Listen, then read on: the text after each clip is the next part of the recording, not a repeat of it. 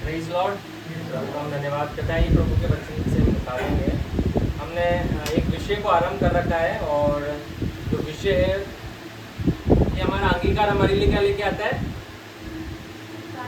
छुटकारा लेके आते हैं और विजय को लेके आते हैं। और आपका अंगीकार जो है आपके लिए जो है परमेश्वर की ओर से जो प्रबंध प्रभु करके रखता है वो लेके आता है ना। जो भी हो A to Z, आपके लिए चंगाई हो या आपकी आवश्यकता हो, आपके जीवन के लिए या आपके परिवार के लिए परमेश्वर की जो भी योजना हो, हमारा अंगीकार ही है जो परमेश्वर की उन बातों को जो प्रभु ने हमारे लिए रखी है, हमारा अंगीकार क्या करता है, उन बातों को हमारे लिए पॉसिबल करके दिखाता है। ये निकाले उसके में हम जाएंगे अध्ययन के लिए। इब्रानियों 10 अध्याय है और उसका 23 पद हम पढ़ के आगे बढ़ेंगे। हमने पिछली बार जब आरंभ किया था इसी पद से हमने आरंभ किया था और वो कुछ बातों को हमने देखा था। इब्रानियों 10 और उसका 23वां पद हम पढ़ेंगे, वो भी पढ़ने में अगुवाई करें।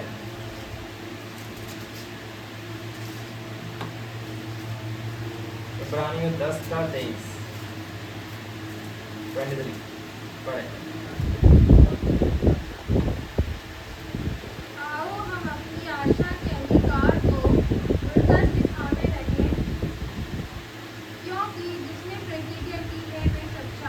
आओ हम अपने आशा के अंगीकार को दृढ़ता से थामे रहे, क्योंकि जिसने प्रतिज्ञा की है वो क्या है? सच्चा है। तो हम इस बात को हमने लास्ट टाइम देखा था कि अंगीकार को हमें निरंतर अपने मुंह से करने की आवश्यकता है, और ना केवल करने के लिए मगर उसे थामने की आवश्यकता है। और परमेश्वर के वचन में ऐसे बहुत सारे जो हैं लोगों के विषय में बताया गया है जिन्होंने अपने जीवन के अंदर अपने अंगीकार को क्या करके रखा? थाम के रखा। जब जब बातें हमारे जीवन में उस रीति से हमें होते हुए नहीं दिखती है तो हमें क्या करना है? अपने अंगीकार को क्या करना है? थाम के रखना है। उसके उदाहरण को हम परमेश्वर के वचन से हमने पिछली बार भी देखा था।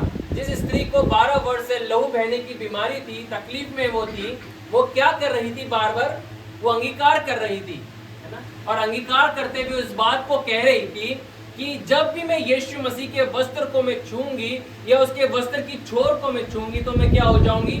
चंगी हो जाऊंगी। और भीड़ वहां पर बहुत सारी थी। हम सब ने जीसस फिल्म को देखा होगा और आज बहुत सारी पिक्चर जो है यीशु मसीह के जीवन के ऊपर और जो सुसमाचार के ऊपर बनी है। और जब मैं स्वयं जो रात को उसकी एक पार्ट को मैं देख रहा था जीसस फिल्म की, और उसमें जब मैं देख रहा था तो मैं इस स्त्री के विषय में देख रहा था कि किस रीति से इस स्त्री ने जो है अपने आशा के अंगीकार को दृढ़ता से थामा। और वो जब जा रही थी वो रास्ते में बोल रही थी कि मैं यीशु के वस्त्र की छोर को अगर मैं छू लूंगी तो क्या हो जाऊंगी? मैं चंगी हो जाऊंगी। और वो देख रही थी बड़ी भीड़ जो है यीशु मसीह के पीछे होली, बड़ी सारी भीड़ उसके पीछे चल रही है और उसे बड़ी तकलीफ हो रही थी। आप इमेजिन कर सकते हैं इस बात को, आप बोल सकते हैं, सोच सकते हैं कि जिस स्त्री को इस प्रकार की समस्या हो वो किस संघर्ष में से होके जाके उस भीड़ में से यीशु मसीह को छू ले, है ना। उसके अंदर बहुत सारे सवाल चल रहे होंगे। पहला सवाल मैं आपको बताना चाहता हूं कि एक रब्बी जो होता है यहूदी नियम के अनुसार, जब परमेश्वर का जो सेवक जो होते हैं, परमेश्वर के जो याजक जो लोग होते हैं, अगर कोई ऐसी स्त्री अगर उनको छू लेती है जिसको लहू बह रहा होता है, वो क्या हो जाता है? अशुद्ध हो जाता है ना। उसके दिमाग में ये सवाल भी था और बहुत सारे लोग उसको रोक भी रहे। जब लोगों को पता चला यार ये तो वही स्त्री है, क्योंकि वो बहुत सारे वेदों के पास गई, लोगों के पास गई होगी उपचार के लिए, मगर उसको चंगाई नहीं मिली और लोगों ने उसे पहचान भी लिया होगा, अरे ये तो वही स्त्री है। और स्त्री भी जानती थी मैं तकलीफ में हूं, अगर मैं यीशु मसीह को छू लूंगी तो बहुत सारे लोग मेरे बारे में क्या सोचेंगे, बहुत सारी बातों को वे करेंगे। तो अपने आशा के अंगीकार को थामना आसान नहीं होता है, उसके लिए बहुत संघर्ष करना पड़ता है। और इस स्त्री ने क्या किया? अपने आप से पहला संघर्ष किया। सबसे पहली लड़ाई जो अपनी आशा के अंगीकार को थामने के लिए होती है वो किससे होती है? अपने आप से होती है। जब अपने आप को अपनी परिस्थिति के अंदर अपने आशा के अंगीकार को जो खुदा के वचन से हमें मिला होता है उसे जब हम प्राप्त करते हैं, जब उसे हम थामने का प्रयास करते हैं अपनी परिस्थितियों के अंदर, तो क्या होता है? सबसे पहली लड़ाई हमें अपने आप से ही लड़नी पड़ती है। इसलिए मैंने लास्ट टाइम कहा था कि कोई व्यक्ति आपके लिए आके आपके लिए लड़ाई को नहीं जीतेगा। आपकी लड़ाई को किसको जीतना है? आप ही को जीतना पड़ेगा। आपकी विश्वास की लड़ाई को आपको जीतना पड़ेगा। आपकी आशा की लड़ाई को आपको जीतना पड़ेगा। आपकी चंगाई की लड़ाई को आपको ही जीतना पड़ेगा। आपकी छुड़ौती के लिए लड़ना आपको ही पड़ेगा। कोई पड़ोसी आके या आपका बगल में बैठा हुआ व्यक्ति आपके लिए आके नहीं लड़ेगा। अगर आपको परमेश्वर ने कुछ बातें बताई है तो आपको ही उसके क्या करना है, अंगीकार भी करना है और उसको क्या करना है, उसके लिए प्रयास करना पड़ेगा। तो ये स्त्री क्या कर रही थी? ये स्त्री अपने अंगीकार को थामे हुई थी। कैसे थामे हुई थी? अंगीकार को थामने का तात्पर्य क्या है? अपनी विपरीत परिस्थिति में जहां अपनी बातों को जो खुदा की ओर से आप पाते हैं या परमेश्वर की ओर आशा लगाए रहते, जब उन बातों को होते हुए नहीं देखते तो आपको अपनी आशा के अंगीकार को क्या करना पड़ता है? थामना पड़ता है। अपने आप से आपको लड़ना पड़ता है। आपका मस्तिष्क आपको बोलेगा ये बातें कठिन है। आपका मस्तिष्क आपको बोलेगा ये बातें हो नहीं सकती हैं। आपका मस्तिष्क आपको बार बार ये बातों को आपके जहन के अंदर डालेगा कि ये असंभव बातें हैं। इन बातों पे जो तू विश्वास कर रहा है, इन बातों पे तू चल नहीं सकता, ये तेरे लिए हो नहीं सकती है। आपको उससे लड़ना पड़ेगा। आपको अपने आशा के अंगीकार को थामना पड़ेगा। और जब आप थामेंगे, बार बार इस बात को कन्फेस करेंगे अपनी विपरीत परिस्थितियों में, नहीं परमेश्वर, मेरा परमेश्वर ने जो मुझे बातें बताई हैं वो मेरी परमेश्वर मेरे जीवन में पूरा करके दिखाएगा। चाहे बातें कैसे क्यों ना दिख रही हो, चाहे लोग आपका मजाक क्यों ना उड़ा रहे हो, मगर आपने अपने आशा के अंगीकार को क्या कर रखा है? अपनी विपरीत परिस्थिति में क्या हुआ है? थाम रखा है, उसे कन्फेस कर रहे हैं। और जब आप कन्फेस कर रहे हैं, थामे हुए हैं, तो एक दिन विजय आपकी अवश्य ही होगी। आइए हम आगे बढ़ेंगे, परमेश्वर की वचन में हम आगे बढ़ेंगे और हम इस बात को हम देखेंगे कि किस प्रकार से हम अपने आशा के अंगीकार को थामते हुए जो है हम विजय को प्राप्त करेंगे, अपने जीवन में छुटकारे को प्राप्त करेंगे। और कुछ जो वचन है मैं पढ़ाना चाहता हूं, क्योंकि परमेश्वर के वचन में जो है सिद्धांत दिए गए हैं कि हम किस प्रकार से प्रभु के वचन के सिद्धांतों के आधार पर अपने आशा के अंगीकार के द्वारा जो है विजय को प्राप्त करें, अपने बोलने के द्वारा क्या करें, अपने जीवन में छुटकारे को प्राप्त करें। तो कुछ सिद्धांत जो है हम परमेश्वर के वचन से उन बातों को हम देखें। निकाले लूका उसका 6वां अध्याय हम निकालेंगे और उसका 45वां पद हम पढ़ेंगे। लूका की इंजील उसका 6वां अध्याय और उसका हम 45वां पद हम पढ़ेंगे। आइए पढ़े क्या लिखा है। सामने भी है, आप सामने से भी पढ़ सकते हैं, मैं तो पढ़ ही दूंगा।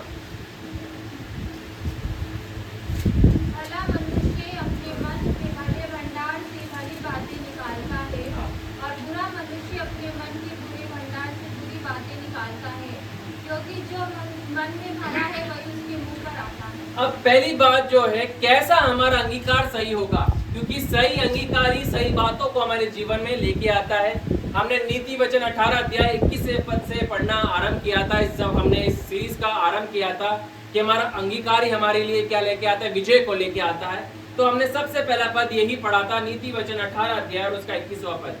तो हमारे मुंह से जो निकलता है वो कैसे निकलेगा? जो हमारे हृदय में होगा। यीशु मसीह यहाँ पे क्या बोल रहे हैं? भला मनुष्य अपने मन के भले भंडार से भली बातें निकालता है और बुरा मनुष्य अपने मन के बुरे भंडार से बुरी बातें निकालता है, क्योंकि जो मन में भरा है वे उसके मुंह में।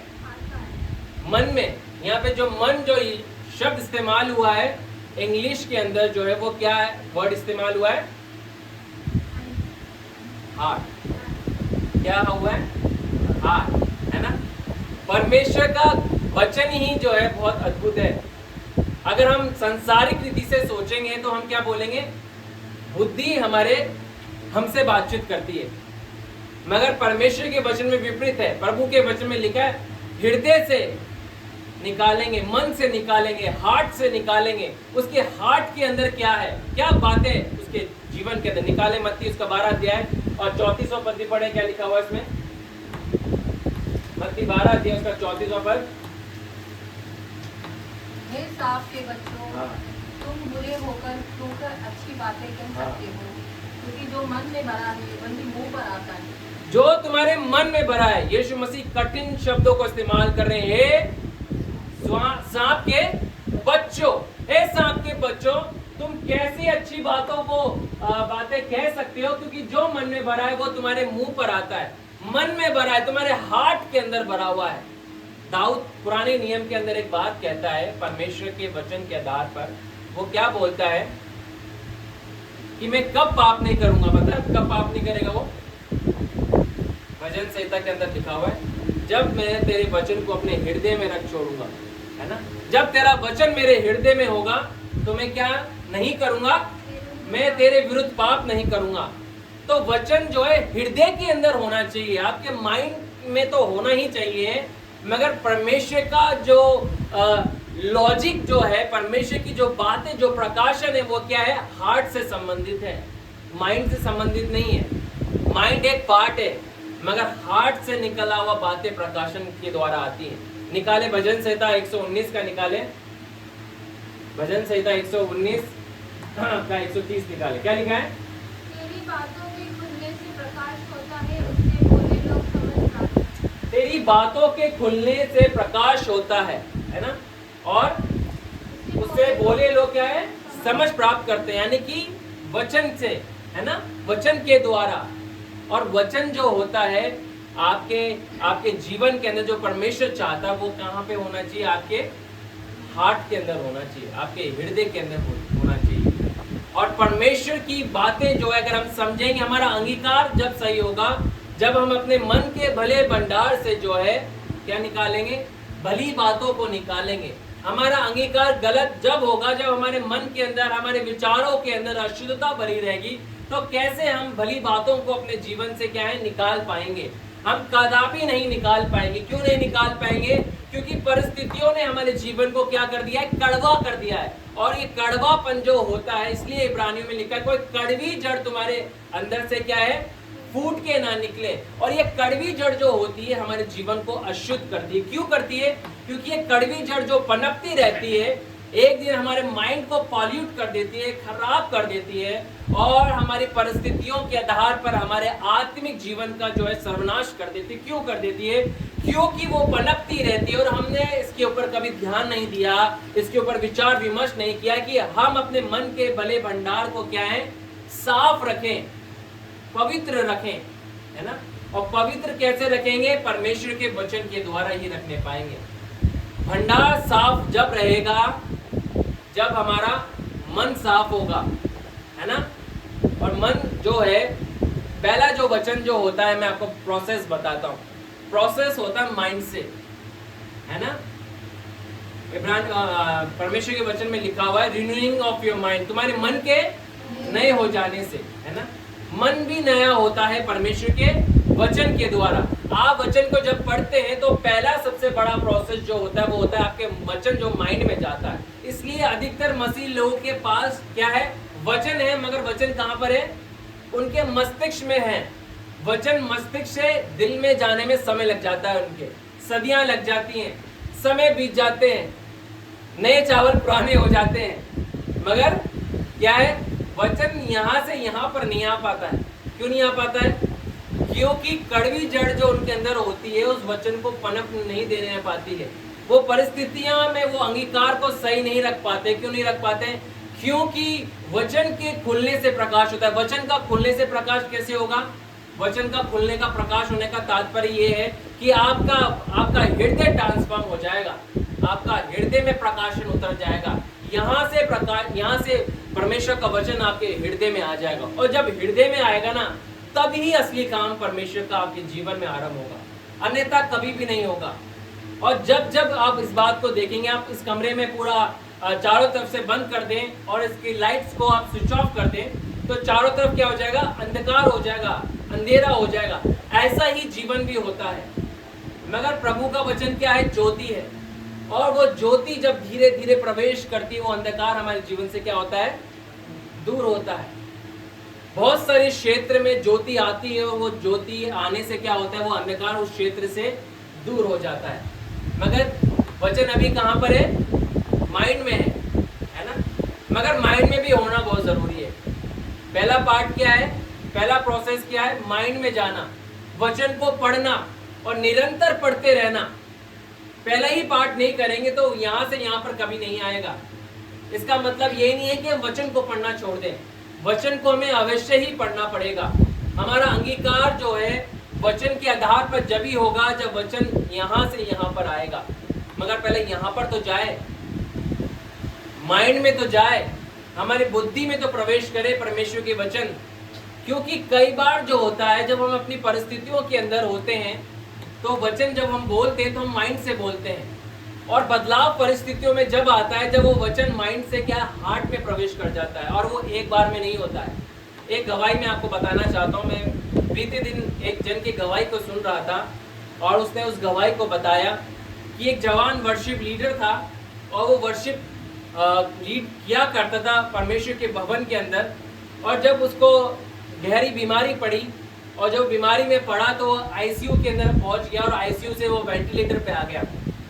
और उस दौरान परमेश्वर का एक सेवक जो है वहाँ पर आए हुए थे और कलीसिया के कुछ लोगों ने और वहाँ के पासबान ने इस बात को बोला, आओ हम जाके उसके लिए प्रार्थना करके आते हैं।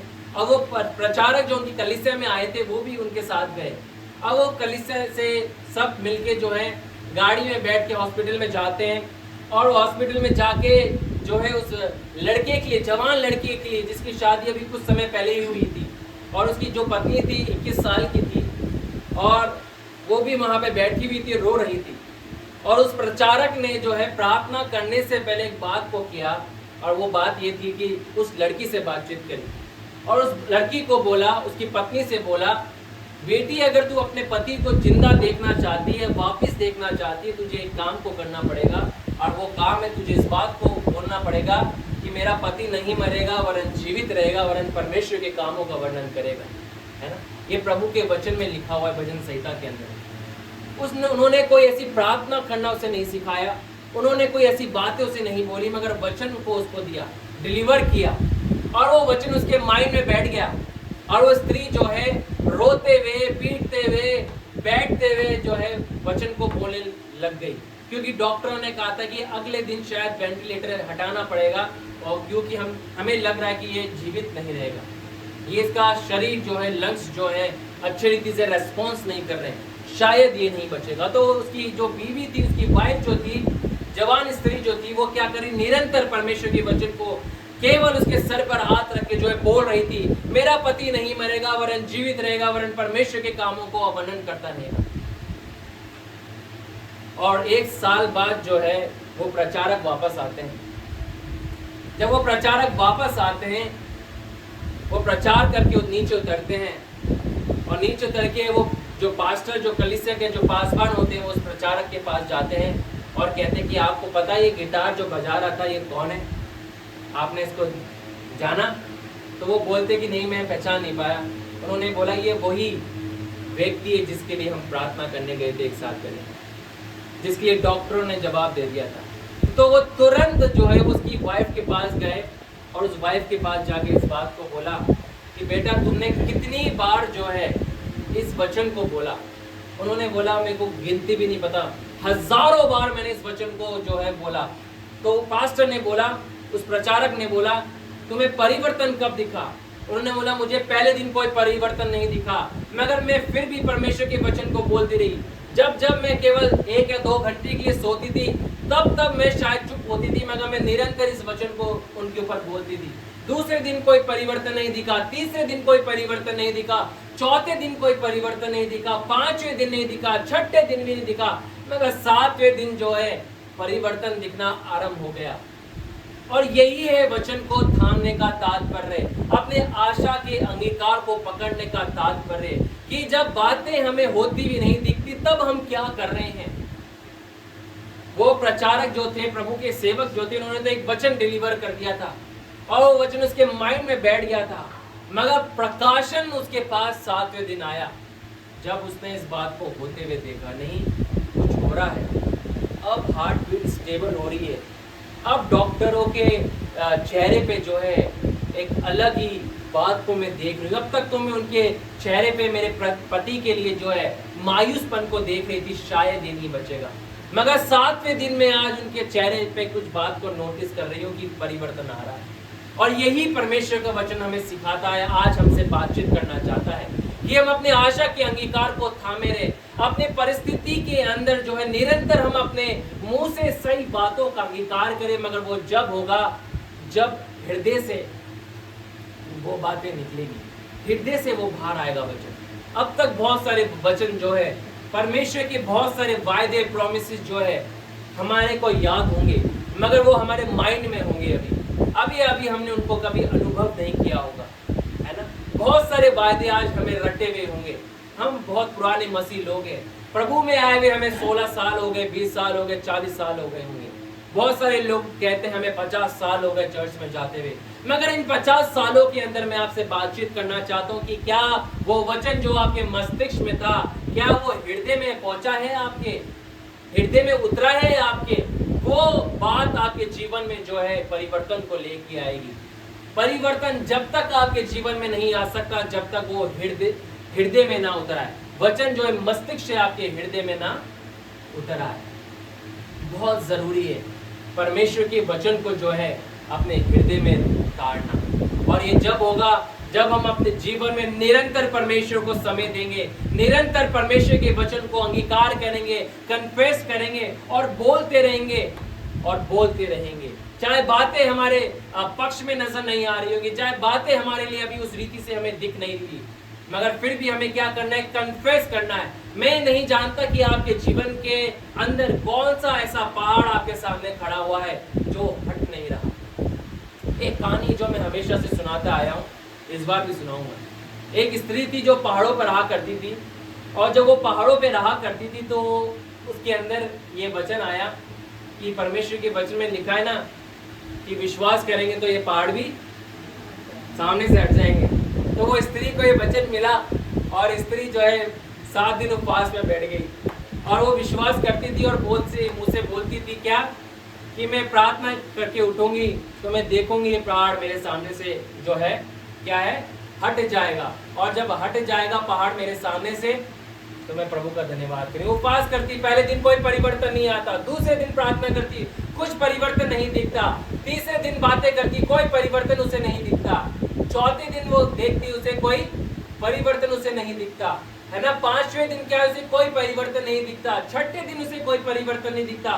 वे 7वें दिन प्रार्थना करती, उपवास के साथ बोलती है, कन्फेस करती, कोई परिवर्तन नहीं दिखता। मगर जब 7वें दिन वो उठती है प्रार्थना करने के बाद, उस पहाड़ को जो है वो देखती, उधर ही खड़ा हुआ, और वो क्या बोलती? सबसे पहली बात जो वो बोलती मुझे पता था ये पहाड़ जो है नहीं हटेगा, मुझे पता था परमेश्वर ये पहाड़ नहीं हटेगा। अगर तुझे पता था मेरी बहन तो तू क्यों उपवास 7 दिन तू भूखी और प्यासी रही, क्यों तूने अपने समय को बर्बाद किया? तो क्या है, वो वचन उसके माइंड में था मगर वो वचन उसके हार्ट में नहीं आया। बहुत जरूरी है वो वचन जो है माइंड से हमारे हार्ट में आए, हमारे हृदय में आए, जो क्योंकि जब वो हृदय से निकलेगा उस वचन को हम अनुभव करने पाएंगे, उस वचन को हम फील करने पाएंगे, उसकी सामर्थ का एहसास हम करने पाएंगे। तो बहुत जरूरी है कि हम अपने जीवन के अंदर जो है परमेश्वर की प्रतिज्ञाओं को, परमेश्वर की प्रोमिसेस को जो है अपने जीवन में अगर अनुभव करना चाहते हैं तो माइंड से हमारे हार्ट में आना बहुत जरूरी है। तो जैसे मैंने कहा था कि क्या पहाड़ आपके जीवन के आगे आज सामने जो खड़ा हुआ है, मैं नहीं जानता। मैं अपने पहाड़ों को जानता हूँ मगर आपके पहाड़ों को मैं नहीं जानता। अगर आज आप परमेश्वर के वचन को सुन रहे हैं तो मैं आपसे बातचीत करना चाहता हूँ इस वचन के आधार पे, कौन सी बातें आज पहाड़ के समान आपके सामने जो है खड़ी हुई हैं और आपसे को बोल रही है कि हम तुझे उस पार नहीं जाने देंगे। मगर मैं प्रतिज्ञा देना चाहता हूँ, 6 लोगों को यीशु मसीह ने मरकुस की इंजील 5वें अध्याय के 35वें पद में कहा था, आओ हम क्या चले, पार चले। मगर जब आंधी और तूफान आए तो वे डर गए, वे घबरा गए, यीशु के पास पहुंच गए और यीशु को कहने लगे, क्या तुझे हमारी कोई चिंता नहीं है? क्या तुझे कोई परवाह नहीं है? तू तो आराम से पीछे गद्दी लगा के सो रहा है। कई बार हम भी अपनी परेशानियों में, चुनौतियों में उस पहाड़ को बार बार सामने खड़े हुए थे, देखते हुए क्या करते हैं, परमेश्वर को कोसने लग जाते हैं, परमेश्वर को बोलने लग जाते हैं, खुदा कब तू हमारे जीवन में काम करेगा, कब हमारे जीवन में छुटकारा आएगा, कब तू हमारी प्रार्थना को उत्तर तू हमें देगा, कब इन पहाड़ों को अपने जीवन से हटते हुए देखेंगे, कब हम अपने परिवार में उद्धार के कामों को अनुभव करेंगे, कब तेरी चंगाई को, तेरे छुटकारे को, तेरे प्रबंध को हमने देखने पाएंगे। ये पहाड़ हमारे सामने से हट नहीं रहा। क्यों नहीं हट रहा? क्योंकि वचन अभी केवल माइंड में है, हार्ट में नहीं आया। और यीशु मसीह ने क्या कहा? बुरा मनुष्य अपने मन के बुरे भंडार से क्या निकालता है? बुरी बातें निकालता है, और अच्छा मनुष्य अपने अच्छे मन के अच्छे भंडार से अच्छी बातों को निकालता है। वो मन से निकलने वाली बातें हैं। मन से जब आएगा, जब हम परमेश्वर के वचन को अपने जीवन की हर एक दशा में निरंतर अंगीकार करते रहेंगे, विश्वास के साथ बोलते रहेंगे, प्रोक्लेम करते रहेंगे, प्रोफेसाई करते रहेंगे, कहते रहेंगे खुदा तू मेरे लिए करके दिखाएगा। उस स्त्री के समान कहते रहेंगे, चाहे उसकी बदनामी हो रही थी, चाहे लोग उसको रोक रहे थे, धक्का उस स्त्री को पीछे मार रहे थे, उसको गिराने का प्रयास कर रहे थे, मगर वो स्त्री रुकी नहीं, क्योंकि वो विश्वास अंदर से करती थी। उसने अपने मन में विश्वास कर लिया था, इस बात को ठान लिया था, आज चंगाई मेरी है, क्योंकि आज मैं यीशु के वस्त्र को छू लूंगी और जैसे छूंगी तो मैं चंगी हो जाऊंगी। और इसलिए यीशु मसीह ने तुरंत उसके छूते हुए इस बात को बोला कि किसने मुझे छुआ है, क्योंकि मुझ में से सामर्थ्य निकली है, मेरे में से सामर्थ्य निकली है। अगर आप चाहते हैं यीशु मसीह को आप छुएं और छूने से सामर्थ्य आपके जीवन में प्रवेश करे, आपके जीवन में उत्तर आ जाए, आपके जीवन में परमेश्वर के प्रबंध आपको दिखने लग जाएं, तो आपको निरंतर प्रयास करना ही पड़ेगा। अपने मुंह से आपको बोलना पड़ेगा। उन परिस्थितियों में जो आपको झुकाने के लिए, आपको गिराने के लिए, आपको रौंद देने के लिए, आपको नष्ट करने के लिए आपके सामने खड़ी, आपको क्या है, कन्फेस करते रहना है, निरंतर कन्फेस करना है। अपने आशा के अंगीकार को आपको क्या है, थामे रहना है, क्योंकि आप थामे रहेंगे, बोलते रहेंगे तो एक दिन विजय आपकी होगी। और यही परमेश्वर के वचन के सिद्धांत हैं। आज प्रभु हमारे को एक सिद्धांत सिखाना चाहता है अपने वचन के द्वारा। अगर आप अपने अंगीकार के द्वारा विजय को देखना चाहते हैं, तो आपको अपने मन के भले भंडार से भली बातों को निकालना पड़ेगा। और ये जब होगा जब आप अपने जीवन में परमेश्वर के वचन को सर्वप्रथम स्थान देंगे, परमेश्वर के वचन को आप पढ़ेंगे और निरंतर उसे अपनी परिस्थितियों में कन्फेस करते रहेंगे, बोलते रहेंगे, डटे रहेंगे, खड़े रहेंगे, जिद्दी बन जाएंगे इस बात के लिए कि खुदा तेरी बातें सच्ची है। आकाश और पृथ्वी टल सकती है खुदा, मगर तेरे वायदे, तेरी बातें कभी नहीं टलेंगी। तेरी बातों को मैं अनुभव करूंगा परमेश्वर। ये परिस्थिति चीख चीख के मुझे कह रही है, मुझे बोल रही है ये बातें असंभव है, तुम्हारे लिए नहीं हो सकती। आज बातें आपके लिए आपको असंभव दिख रही होंगी, मगर परमेश्वर इस वचन के द्वारा हमें इस बात को सिखा रहा है कि हमें क्या करना है, थामे रखना है, बोलते रहना है, कहते रहना है कि नहीं खुदा हम उन बातों को देखेंगे, परमेश्वर तेरी भलाइयों को क्या है, अनुभव करेंगे।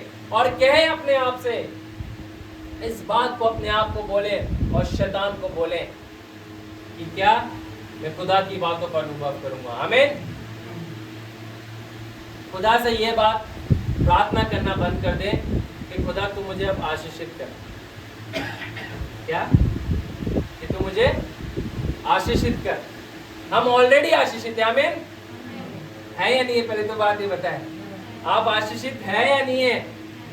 आप विजय नहीं मगर विजय से भी बढ़कर है, जयवंत से भी बढ़कर है ना? प्रभु का वचन क्या बोलता है, तुम जयवंत से भी बढ़कर हो। तो हम क्यों विजय के लिए प्रार्थना कर रहे हैं? प्रभु ने तो हमें विजेता से भी बढ़कर हमें बना दिया। आमीन। परमेश्वर ने हमें इस पृथ्वी पे क्या है, क्या करने के लिए बुलाया? राज्य करने के लिए बुलाया है। प्रकाशित वाक्य 5 अध्याय के 10वें पद में लिखा हुआ है। तो हमें क्या है, हमें रिसीव करना है कन्फेस के द्वारा, कन्फेशन के द्वारा अपनी परिस्थिति में। भले से आप राज्य नहीं कर पा रहे, इसका मतलब ये नहीं कि प्रभु ने आपको राज्य करने के लिए नहीं बुलाया। भले से आप तकलीफ में पड़े हुए, इसका मतलब ये नहीं कि प्रभु ने आपको चंगाई नहीं दे दी है।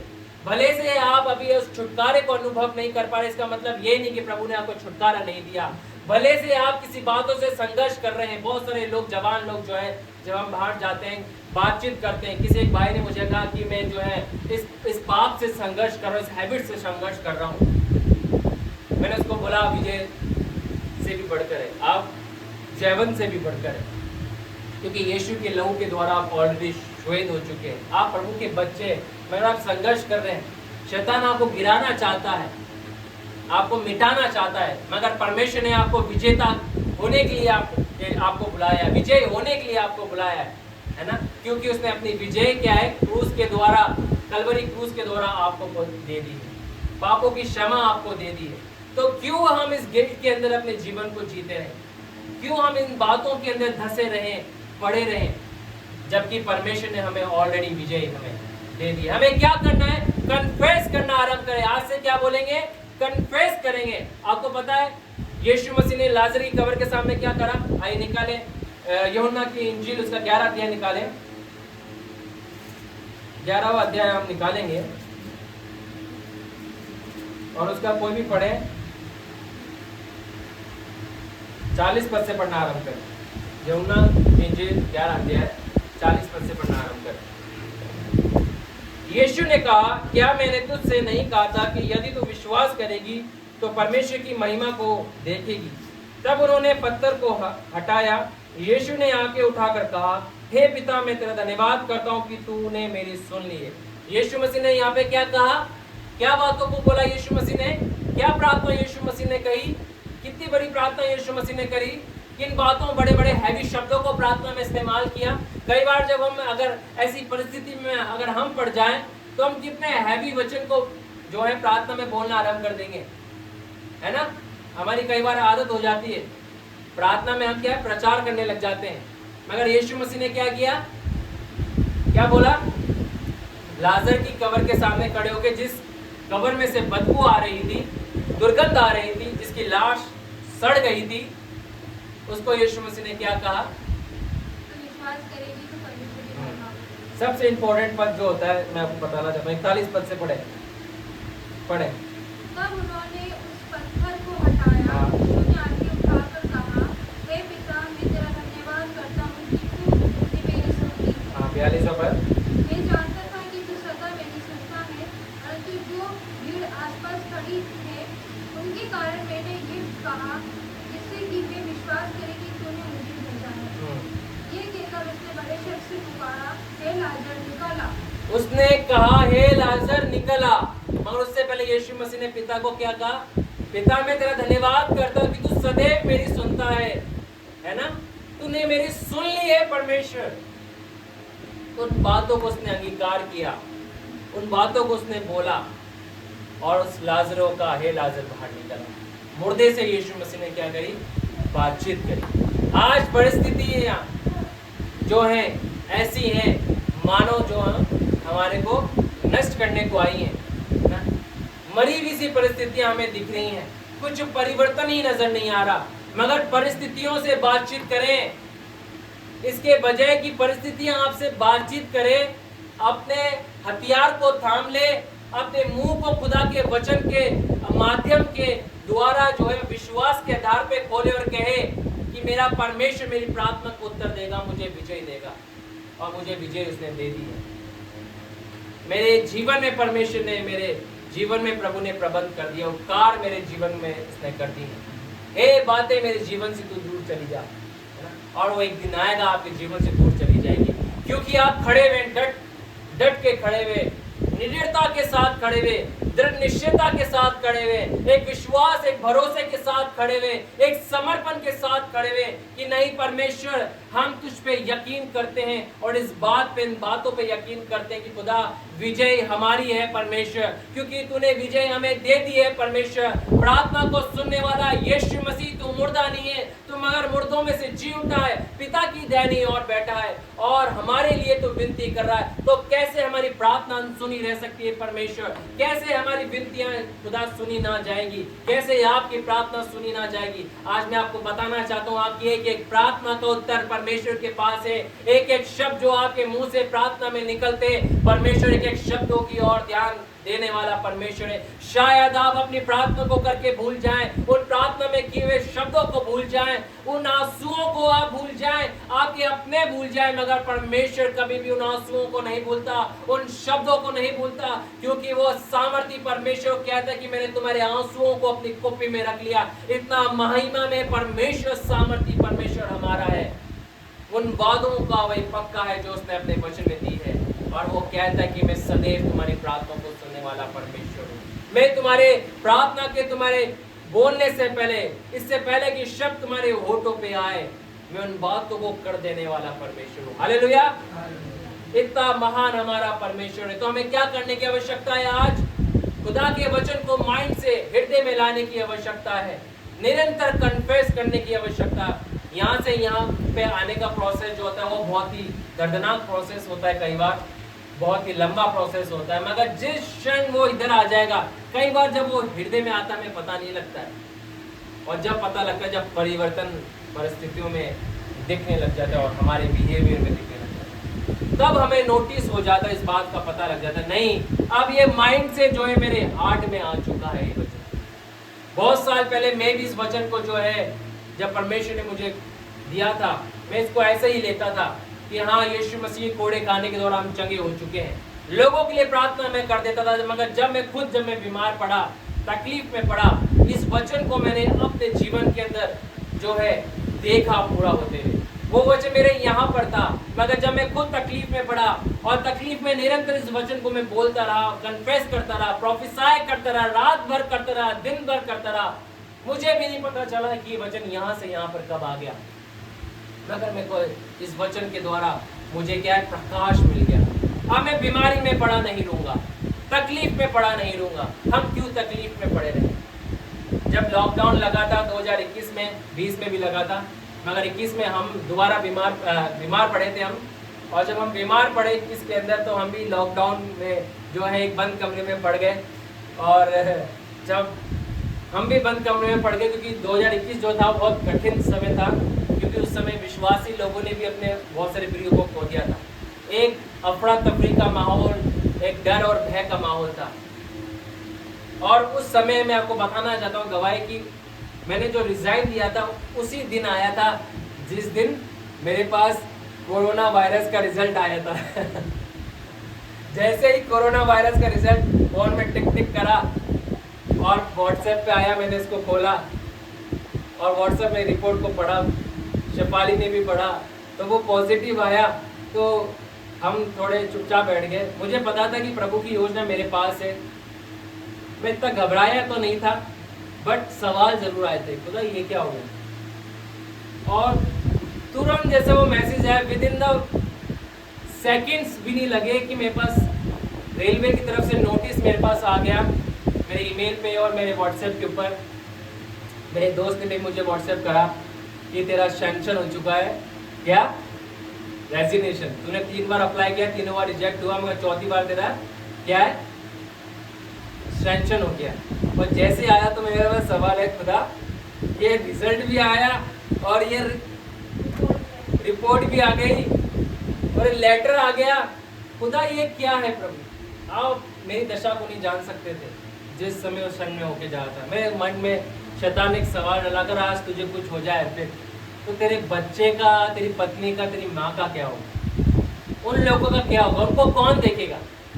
शैतान ने सबसे पहले सवाल मेरे पास लगाया, अगर आज तुझे कुछ हो गया, क्योंकि मुझे बहुत खांसी हो रही थी और फीवर भी था, और उस तकलीफ में शैतान मेरे अंदर ये बातों को डाल रहा था कि अगर आज तुझे कुछ हो जाएगा तो इनकी जवाबदारी कौन उठाएगा, इनका ध्यान कौन रखेगा। और मैं आंसू से रोने लगा, खुदा ये क्या हो गया परमेश्वर, अगर मैं ऑन ड्यूटी मर जाता तो कम से कम बीवी को नौकरी तो मिल जाती, कुछ तो सहारा लग जाता। अगर आज कुछ हो गया तो कुछ भी नहीं मिलेगा, पैसे तो मिले नहीं मिले, जो कटे वो भी नहीं मिले, जो मिलना चाहिए था वो कुछ भी नहीं मिला, अब कुछ हो गया तो क्या होगा। शैतान से मैं लड़ रहा था। मैंने कहा ना, ये आपकी लड़ाई है और आपको लड़ना पड़ेगा। मैंने भी लड़ाई लड़ी।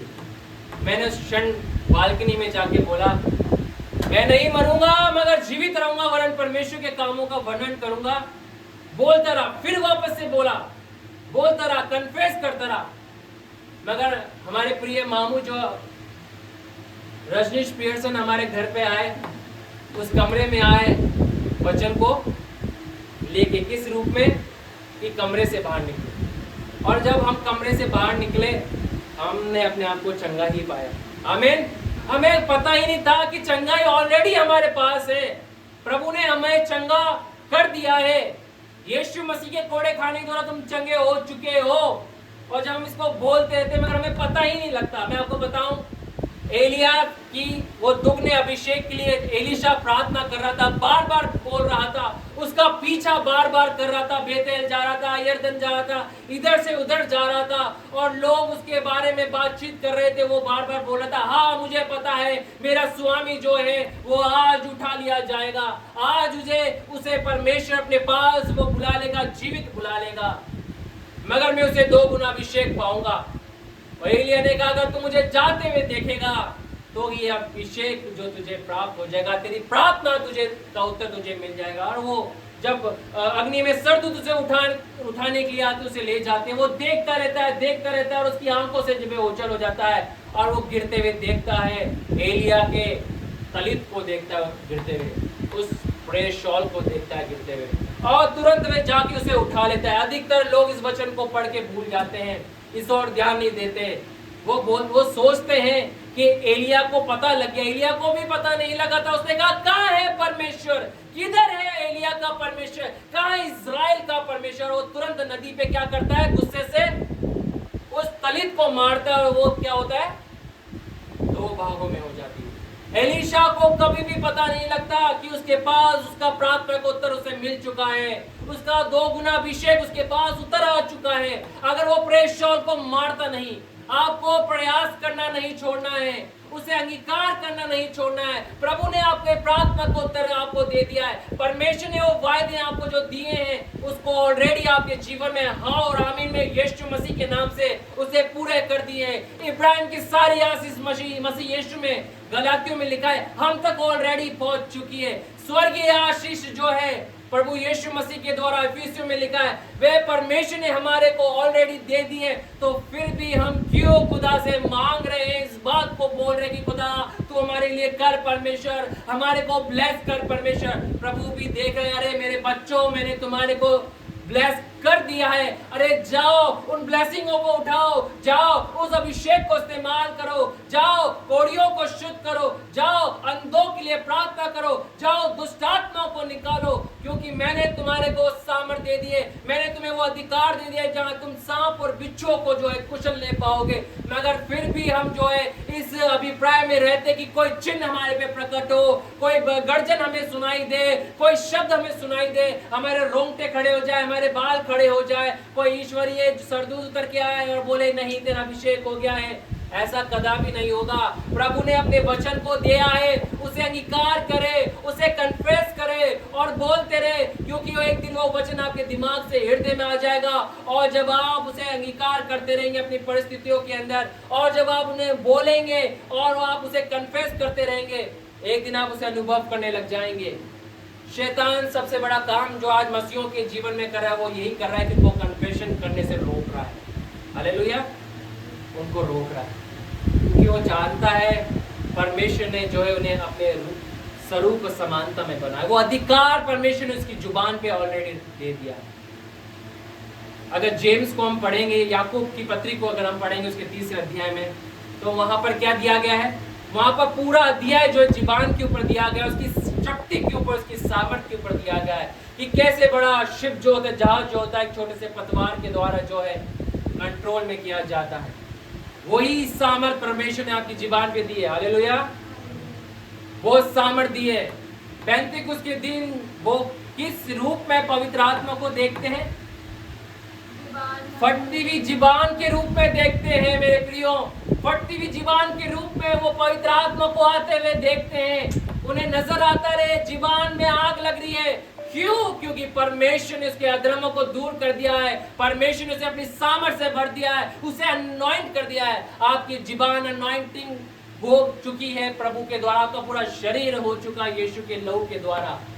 आप पवित्र आत्मा का मंदिर है, कन्फेस करें, बोलते रहे, क्योंकि आप उसकी सामर्थ को अपने जीवन में अनुभव करने पाएंगे, देखने पाएंगे। परमेश्वर की महान योजना आपके जीवन के लिए है।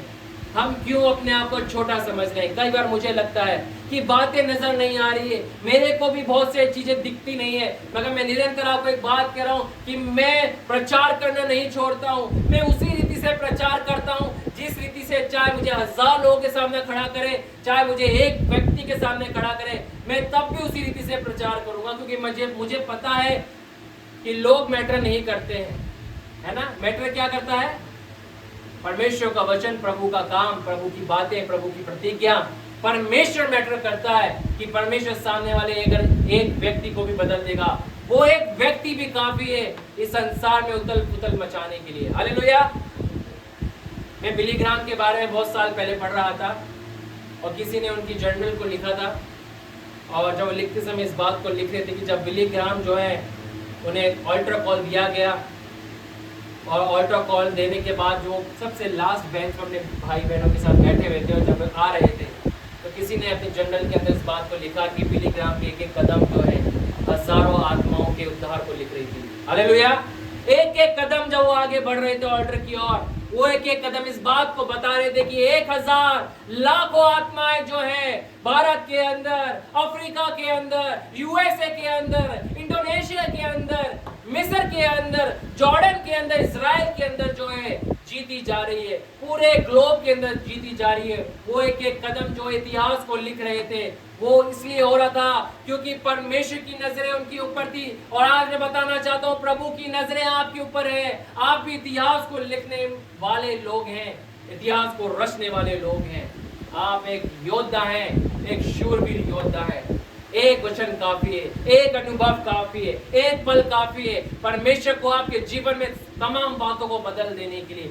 मगर मैं आज आपको प्रभु के वचन से इनकरेज करना चाहता हूँ, निरंतर कन्फेस करते रहें, बोलते रहें, बातचीत करते रहें, अपने आप से बातचीत करते रहें, परिस्थितियों के अंदर परिस्थितियों से बातचीत करते रहें, बोलते रहें, कहते रहें कि मेरा परमेश्वर सामर्थ्य, मेरा प्रभु जिंदा है, मेरी प्रार्थना की ओर उसका ध्यान है, मेरा उत्तर उसके पास है।